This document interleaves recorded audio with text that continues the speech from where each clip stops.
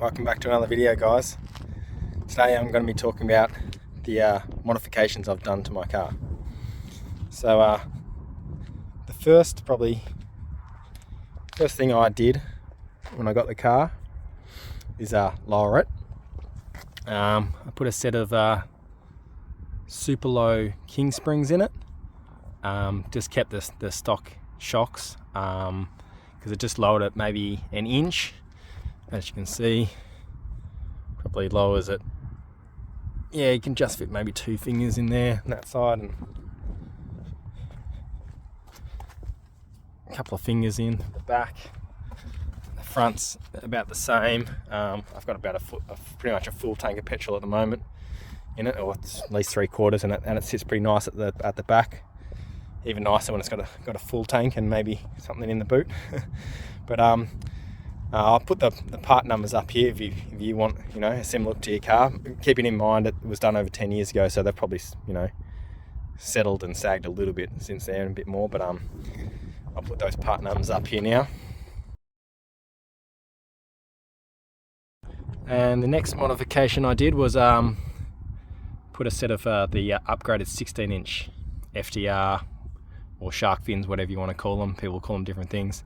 Mine just came with the stock, the very stock, non-upgraded 15-inch ones, which weren't bad for 15-inch rims, but pretty small for a big car like this. Even the 16s are pretty small, really. I did buy a set of 7. I've got a couple of sets of 17s actually. Some AU XR8 Tigford type wheels, the upgraded ones, XR6 XR8 ones. I've got a set of them, but they need tyres, and I've also got a set of the replica BA XR8s in 17s though.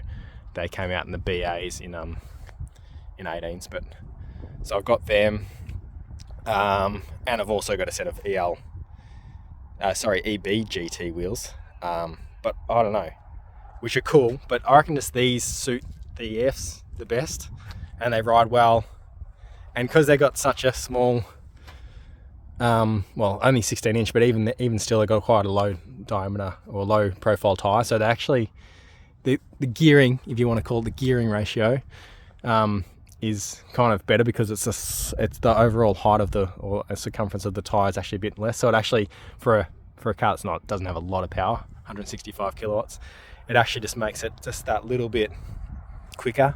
And not being a big wheel, they're not heavy either. So I do actually feel the difference. The car's slightly faster, I reckon, than having the EB GTs, for example, that are 117-inch, but they're also 8.5 inches wide, whereas these are only 7 inches wide. What next? My next modification, actually, it came with a redback exhaust similar to this, but I put the same system on, actually, 2.5-inch redback exhaust with just the single muffler. When I had the muffler, the center muffler, and also the tailpipe muffler. When I got it redone, I just got one with the center muffler and the rear muffler delete. So it's just a pipe straight over the diff and out the back, and it sounds heaps better. And actually, I reckon it drones less. It's weird, but it's just got a stock cat. Definitely want to upgrade the cat in the future. I think for about $170 you can get a high flow stainless steel metal substrate cat. So I'll be definitely putting one of them on at some stage. And maybe even instead of the muffler, maybe even putting just a hot dog in there. I've heard people do that, and it just sounds even nicer, sort of a bit raspier and little bit of a crack and pop on deceleration. So I don't know, we'll see how it sounds, but that'll be pretty cool. Just be a little bit louder too. My next I think mod, if we're talking about in order of modifications, not a big one, but just some set of floor mats. I think the guy I bought the car off actually must have had a Nissan. I think he had a Nissan Patrol as well or something, because he must have nicked them from his other car before he sold it, and he chucked in some Nissan floor mats. But anyway, I got some AU XR8 floor mats. Nothing too exciting, for about $100 off eBay. don't even quite fit properly, but you know, they kind of look cool with the red XR6. Yeah, it's pretty cool. And I think probably the last modification I did, it was a few years ago now, but I got a set of Pacemaker 4499 extractors. So these were like, I was weighing up the option between these and the set of the 4480s, which are meant to be the race spec ones, which are even length tubes. I don't know, I searched on the internet for so long. I think I like these because they kind of look just neater the way they look. The 4480s are all a bit spaghetti like, and sort of uneven. Well, they look uneven, but the actual length is even. That's how they sort of do them. I've researched a lot. Apparently these give more low to medium torque and power. That's what I came to conclusion from what my research. I don't know, there was a lot of mixed stuff on the internet, who knows, but these were a little bit cheaper.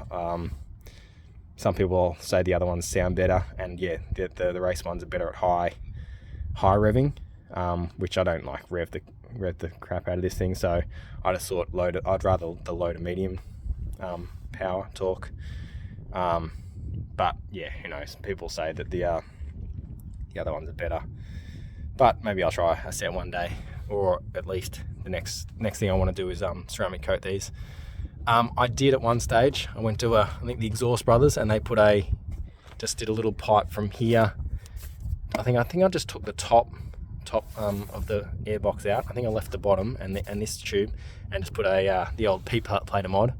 Was actually one of the first mods I did, and put on a high flow pod filter, which yeah, you know, kind of sounded cool and whistled a bit and sounded like you kind of got a bit of a turbo or something, you know. But then I discovered that, you know, you're actually making less power, especially once your engine heats up and you end up just sucking hot air into the system, and you're probably not filtering as well as the standard paper filters. So I put it all back together. I mean, look, it was probably all right when you're going along, because I kept this, so that was still putting air straight in right at the pod filter. But you're sitting at some lights and you're about to take off from the lights, you just got a whole heap of hot air in there. So anyway, I put it back to stock. Who knows? My next mod might be a 3-inch, you know, stainless steel pipe made up, ceramic coat that, maybe go back to a pod filter, but with a shield, a good heat shield.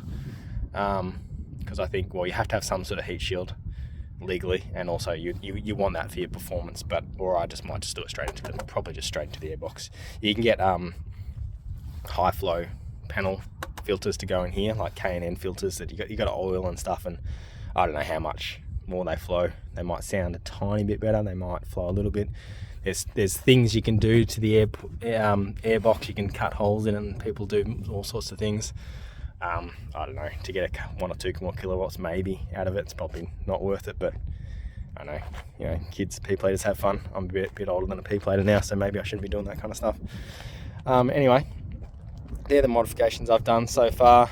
There's a lot of stuff I want to do. Maybe I'll do another video of what I want to do. I